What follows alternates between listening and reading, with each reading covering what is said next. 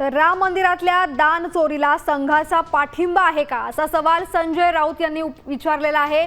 दान चोरी विरोधात आवाज उठवणाऱ्यांवर घरात घुसून चाकू हल्ल्याचा प्रयत्न होतोय, याला आरएसएस समर्थन करत असल्याचंही राऊतांनी याच्यावर सवाल उपस्थित केलाय।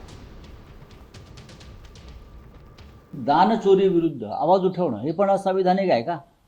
हे त्या विचारा संघाच्या त्या पुढाऱ्यांना। राम मंदिराचा ट्रस्ट तुमच्या ताब्यात आहे संघाच्या। राम मंदिरासाठी हिंदूंनी सगळ्या बलिदान केलंय, फक्त संघाने नाही किंवा भाजपने नाही। तिथे 1400 कोटीची चोरी होते, 550 कोटीची दानपेटी चोरीला जाते।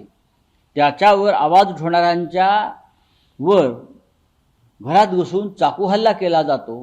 ते चाकू हल्ल्याचं समर्थन करतात आणि अशा प्रकारचे वक्तव्य म्हणजे राम मंदिरातल्या दानपेटी चोरीला संघाचा पाठिंबा आहे का?